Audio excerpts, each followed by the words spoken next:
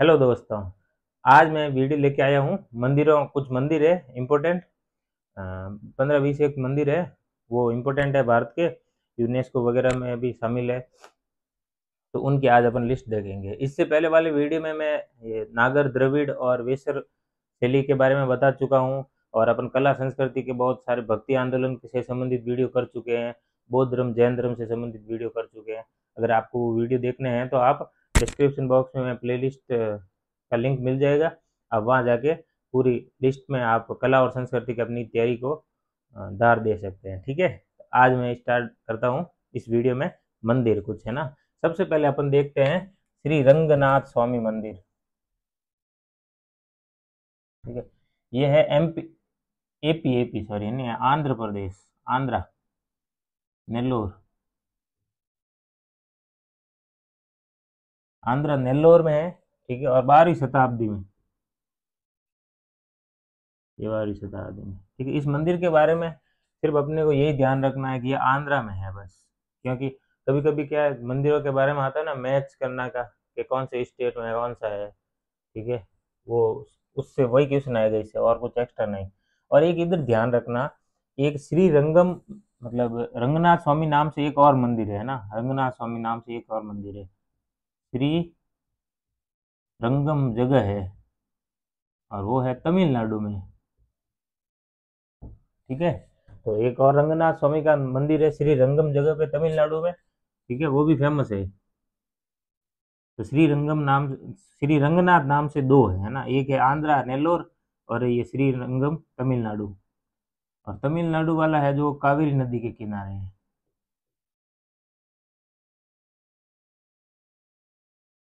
ठीक है, ये इधर एक और मंदिर की हो गई अपने साथ साथ में। ठीक है, फिर देखते हैं कामाख्या मंदिर। ठीक है, कामाख्या मंदिर भी इम्पोर्टेंट है। कामाख्या कहाँ पे है? तो गुवाहाटी, असम, असम। ठीक है, और इसका निर्माण 18 से 17वीं शताब्दी के मध्य अलग अलग राजवंशों के द्वारा होता गया है इसके बारे में ना। और इसकी शैली की बात करोगे ना, तो इसको नागर में भी रखते हैं, और मुख्यतः पाल शैली है ना, पश्चिम बंगाल के अपन ने देखा था, वो पाल शैली से संबंधित भी है ना। नागर, पाल, और बर्मा, बर्मा इसके नजदीक था। बर्मा राज्य की जो स्थापत्य कला है उसका प्रभाव है इसके ऊपर है। ठीक है, ये है सेलिया। किस पे? कामाख्या देवी मंदिर की बात कर रहे हैं अपन। ठीक है, कामाख्या माता में कामाख्या के बारे में एक अपने को और दिए, देख लो कि 51 शक्तिपीठ है ना, उसमें से ये भी एक है। माता जी के शक्तिपीठ है ना, देवी दुर्गा के, माँ के टोटल 51 शक्तिपीठ है। ठीक है, और महादेव जी के 12 ज्योतिर्लिंगों के मंदिर है, 12, ये आप ध्यान रखना। ठीक है, और मैंने कहीं पे लिखा है विष्णु भगवान के है ना, हाँ 108,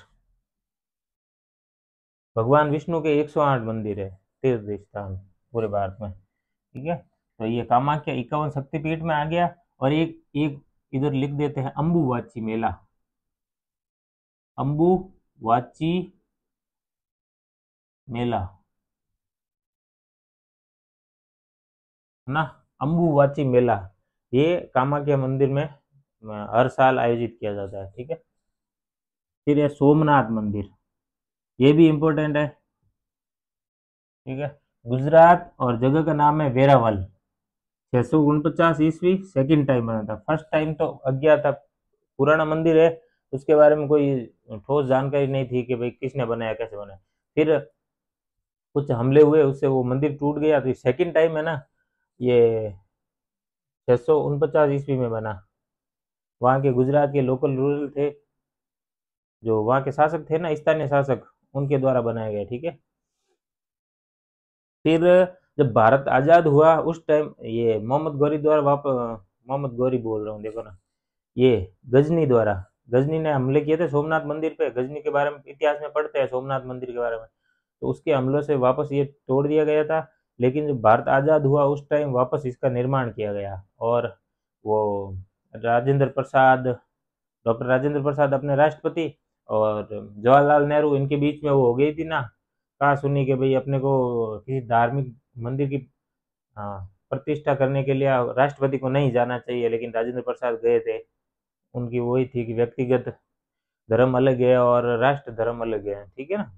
तो वो उस हिसाब से वो चर्चा में उस टाइम भी था, और अभी भी कुछ घटनाओं के चलते वो अब वापस चर्चा में आ गया था। सोमनाथ मंदिर है ना, तो सोमनाथ मंदिर का थर्ड टाइम है ना, आज़ादी आज़ादी के बाद थर्ड टाइम इसका भी पुनर्निर्माण हुआ था, ठीक है। चालुक्य शैली में, शैली देखोगे सोमनाथ की चालुक्य शैली, क्योंकि गुजरात में उधर चालुक्य सोलंकी कल अपन ने पढ़ा था, उसी से संबंधित है। फिर है द्वारकाधीश मंदिर, द्वारकाधीश मंदिर गुजरात द्वारका, बस जगह ध्यान रख लो, ठीक है। फिर विरूपाक्ष मंदिर, विरूपाक्ष मंदिर इंपॉर्टेंट है, यूनेस्को हेरिटेज साइट में शामिल किया गया इसे। प्लस ये जगह देखोगे तो हम्पी कर्नाटक में है ना, और विजयनगर साम्राज्य का है, विजयनगर साम्राज्य के शासकों ने बनाया है। समय देखोगे तो विजयनगर वाला आ जाएगा, वो 1336 से 1540 अपन ने पढ़ा था ना, वो हो जाएगा। फिर जगन्नाथ मंदिर, जगन्नाथ मंदिर पुरी उड़ीसा में, 12वीं शताब्दी गंग वंश, ठीक है। पूरी उड़ीसा में 12वीं शताब्दी गंग वंश, ठीक है। इसको व्हाइट पैगोडा बोला जाता है। एक और मंदिर है जिसको ब्लैक पैगोडा बोला जाता है। कमेंट बॉक्स में आप नाम लिख के जरूर बताएं कौन सा है ब्लैक पैगोडा, कौन से मंदिर को बोला जाता है, ठीक है। शासक जिसने बनवाया तो अनंत वर्मन। जगन्नाथ मंदिर पूरी उड़ीसा, 12वीं शताब्दी गंग वंश, अनंत वर्मन और व्हाइट पैगोडा। शैली कौन सी है, तो कल अपन ने पढ़ा था उड़ीसा शैली, उड़ीसा शैली। वहां शायद मैंने बताया नहीं होगा, उड़ीसा शैली को कलिंग शैली भी बोला जाता है, ठीक है। ये उड़ीसा है ना, जगन्नाथ मंदिर कलिंग शैली,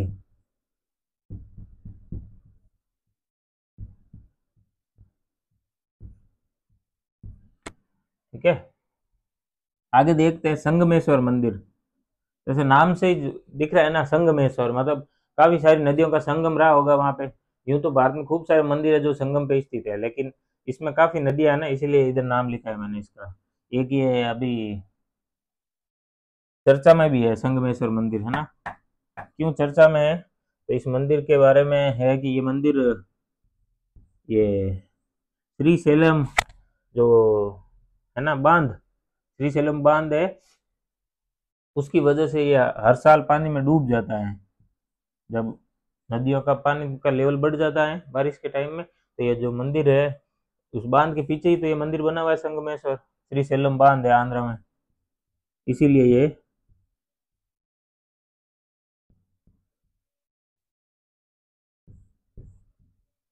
श्री सेलम बांध के पीछे बना हुआ है, ध्यान रखना, ठीक है।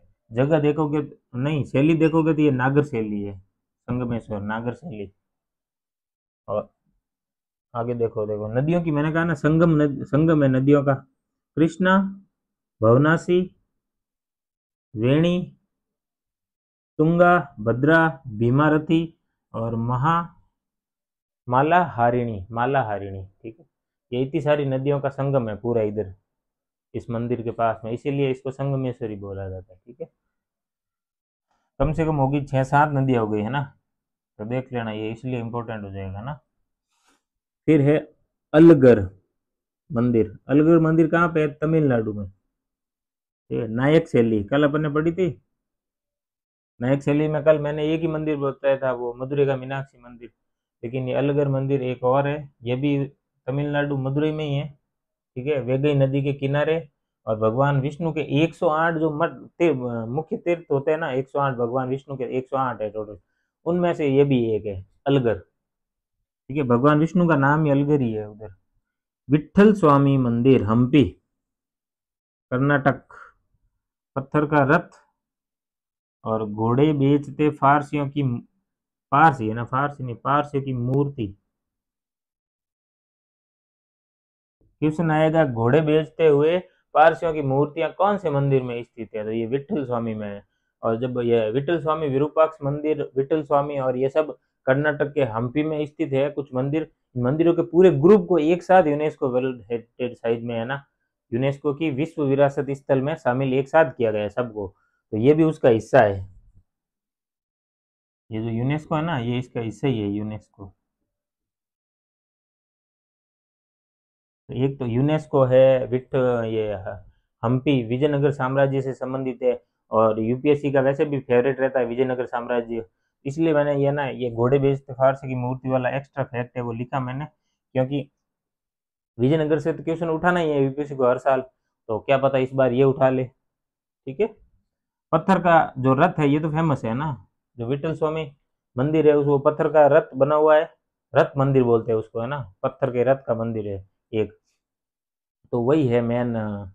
विजयनगर साम्राज्य के बारे में पढ़ते ही सबसे पहले वही फोटो अपने माइंड में भी वही आती है, हम्पी मतलब कि वो पत्थर का रथ के बना हुआ मंदिर, है ना। इसलिए ये तो सबको पता रहता है, लेकिन ये घोड़े बेचने वाली मूर्तियों का थोड़ा ध्यान रख लेना। ठीक है। फिर आगे देखते हैं होयसलेश्वर। ये भी इम्पोर्टेंट है क्योंकि यूनेस्को में इसको भी शामिल किया गया है। ठीक है।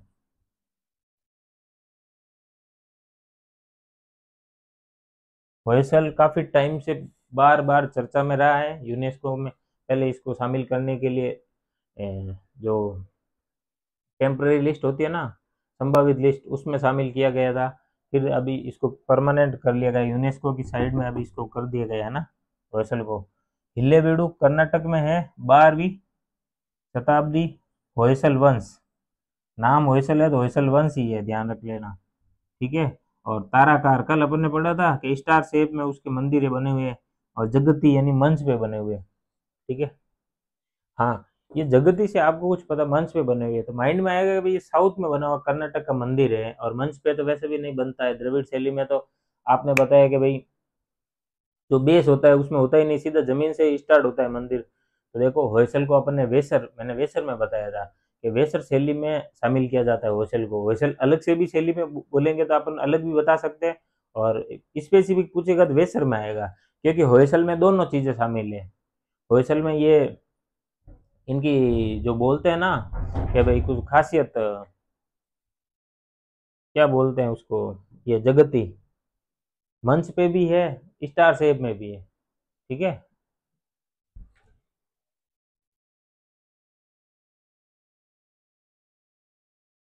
ठीक है दोस्तों, तो जैसे कि ये ताराकार और ये जगती पे बना हुआ है, ठीक है, तो उन दोनों का मिश्रण है, इसलिए क्योंकि नागर शैली जगती यानी मंच, मंच पे बनता है तो वो नागर शैली की खासियत है। ठीक है। तो ये नागर शैली और द्रविड़ शैली दोनों का मिश्रण है, इसलिए होयसल को वेसर शैली में शामिल किया जाता है। और होयसल के ये दो मंदिर है, इनके नाम नाम देख लेना कि चिन्ना केशव मंदिर है, दोनों का नाम चिन्ना केशव ही है। जगह देखोगे तो एक वेलूर है, एक है सोमनाथ, पूरा कर्नाटक में। सेम 12वीं शताब्दी होयसल साम्राज्य था, इन तीनों को मिला के ही यूनेस्को में शामिल किया गया है। ठीक है। तो होयसल शैली में इन तीनों को मुख्यतः शामिल किया जाता है।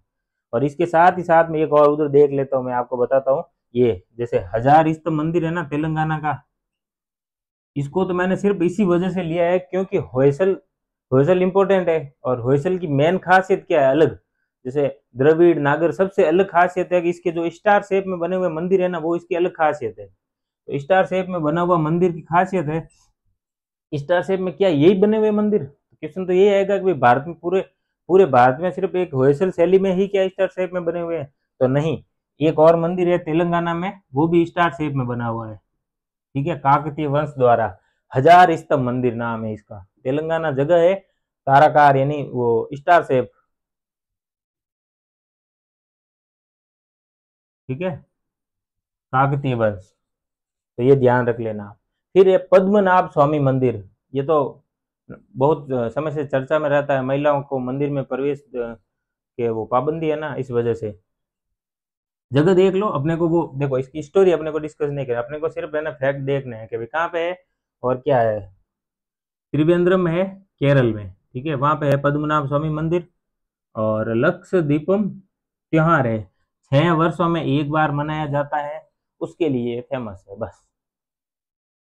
इसके अलावा अपने को कुछ नहीं देखना है। फिर है सबरीमाला। अरे सॉरी, मैंने पद्मनाभ स्वामी के बारे में बता दिया कि मैं महिलाओं के, पद्मनाभ स्वामी में महिलाओं के प्रवेश से संबंधित कोई प्रतिबंध नहीं है, सबरीमाला है। ठीक है। जल्दबाजी के चक्कर में मैंने गलती कर दी, कोई बात नहीं, ठीक है। तो पद्मनाभ स्वामी का तो नॉर्मल है मंदिर, वो खजाने से संबंधित रहता है चर्चे में कि भाई इसके तहखाने में खजाना है और ये सब करके। लेकिन सबरीमाला है, महिलाओं के प्रवेश से संबंधित है ना, Sabarimala case, Sabarimala case famous है ना। तो मंदिर सबरीमाला है कहाँ पे, तो पेरियार बाग अभ्यारण्य है केरल में, वहां पे है। और भगवान का नाम है इधर अयप्पन, विष्णु भगवान, ठीक है। ब्रह्मचारी के रूप में पूजा होती है ना इनकी, इसीलिए इधर महिलाओं के प्रवेश को ये मंदिर में प्रतिबंध बताते हैं, ठीक है। और जबकि कुछ संस्थान है, भाई इस पे केस लग रखा है, तो सुप्रीम कोर्ट क्या डिसीजन देता है वो अपन देखते हैं आगे। कोणार्क सूर्य मंदिर, कोणार्क उड़ीसा में है, ठीक है। और इसको बोलते हैं ब्लैक पेगोडा, कोणार्क सूर्य मंदिर उड़ीसा, ब्लैक पेगोडा इसी को बोलते हैं। मैंने पूछा था ना कि भाई व्हाइट पेगोडा कौन, तो जगन्नाथ मंदिर पुरी का, और ब्लैक पेगोडा तो ये कोणार्क का सूर्य मंदिर। समय देखोगे 13वीं शताब्दी और पूर्वी गंग वंश, 13वीं शताब्दी और पूर्वी गंग वंश जो थे उन्होंने किया था, ठीक है। फिर करणी माता मंदिर देखोगे तो देशनोक राजस्थान में है, चूहों का मंदिर भी बोलते हैं इसको, 25,000 से अधिक चूहे बताए जाते हैं इधर, है ना। अनुमान है, वैसे काउंटिंग तो कैसे होती है, अनुमान है कि 25,000 से समथिंग होंगे, फिर ज्यादा ही है उससे। सौर मंदिर, या इसको बोलते हैं तटीय मंदिर, महाबलीपुरम तमिलनाडु में है, मामल्लपुरम भी बोलते हैं, महाबलीपुरम मामल्लपुरम ये एक ही बात है ना। फिर पल्लव 8वीं शताब्दी और यूनेस्को में शामिल है ये, पल्लव 8वीं शताब्दी यूनेस्को में शामिल है। जगह देख लो बस कि भाई ये सौर मंदिर कहाँ पे स्थित है, तट मंदिर कहाँ पर स्थित है, महाबलीपुरम तमिलनाडु, पल्लव 8वीं शताब्दी यूनेस्को। मोदी जी और शी जिनपिंग थे, इधर ही मीटिंग हुई थी इनकी। फिर है काशी विश्वनाथ, ये भी फेमस, ज्ञानवापी मस्जिद के लिए चर्चा में आ गया था ये भी। वाराणसी और यूपी, ठीक है, वाराणसी यूपी में स्थित है। अहिल्याबाई होलकर है, 1780 ईस्वी में गंगा नदी के पश्चिमी तट पर इस मंदिर का पुनर्निर्माण कराया। प्राचीन मंदिर तो पुराना था, लेकिन पुनर्निर्माण अहिल्याबाई होलकर ने करवाया, इसलिए मैंने बस वो लिख दिया, क्योंकि अहिल्याबाई होलकर इस बार चर्चा में थे ये भी। 64 योगिनी मंदिर देखोगे, ठीक है। तो क्वेश्चन पीवाईज क्यू में क्वेश्चन यूपीएससी पूछ चुका है, क्योंकि संसद भवन का जो पुराना ओल्ड संसद भवन है ना, उसका आकार यहीं से लिया गया है, उसका डिजाइन है ना इसी से प्रेरित बताया जाता है, मुरैना एमपी। इसका एक दूसरा नाम ध्यान रखना है ना, फर्स्ट टाइम मैंने सुना, मेरे को भी थोड़ा अलग लगा कि जो 64 योगिनी मंदिर है ना, उसको 7100 शिव मंदिर भी बोला जाता है, 7100 शिव मंदिर नाम है उसका, है। कच्छप घात वंश, देवपाल राजा और समय 11वीं शताब्दी, ठीक है। ओल्ड संसद भवन का नाम क्या है,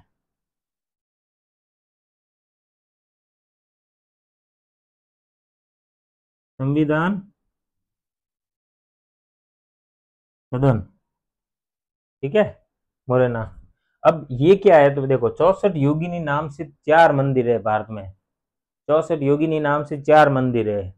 तो ये जो संसद भवन का से तो यही है, मुरैना वाले से ही प्रेरित बताया जाता है। उसके अलावा भी 3 मंदिर और है।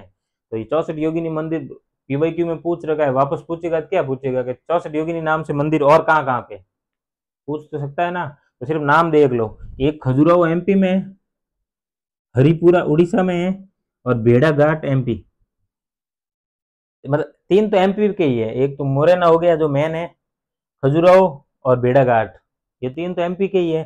सिर्फ एक हीरापुरा वाला है उड़ीसा में, ठीक है। और ये सबसे बड़ा है ना,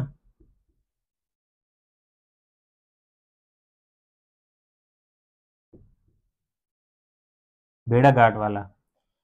अब एक अंतरराष्ट्रीय वाला देख लेते इधर, है ना, कि भाई भारत में है जो है 2 मंदिर लिखे हैं मैंने इधर, एक Angkor Wat, Angkor Wat Cambodia, Angkor Wat वंश ही है उधर, अंकोर वाट जो मंदिर है कंबोडिया में, उसको अंकोर वाट वंश ने ही बनाया है, ठीक है। तो अंतरराष्ट्रीय में एक तो अंकोर वाट देख लो, एक और पशुपतिनाथ देख लो, काठमांडू नेपाल का, ठीक है दोस्तों। तो ये हो गए सारे मुख्य मुख्य मंदिर, और बस मंदिरों में इतना ही। और तो काफी मंदिरों की लिस्ट तो खूब सारी है, 100 से ज्यादा होंगे, लेकिन मैंने कुछ जो न्यूज में भी है या बार बार पीवाईक्यू में भी पूछे गए हैं, तो उनको लेके उनके कुछ कुछ विशेष बातें और साथ में ऐड किए, वो लेके वीडियो बनाया है। आपको अच्छा लगा वो वीडियो तो लाइक शेयर और सब्सक्राइब ज़रूर कीजिएगा। और जैसा कि मैं वीडियो बनाने की अभी स्टार्ट किया है, तो कोई भूल चूक हो जाए मेरे से तो माफ़ करना फ्रेंड्स। ठीक है, थैंक यू।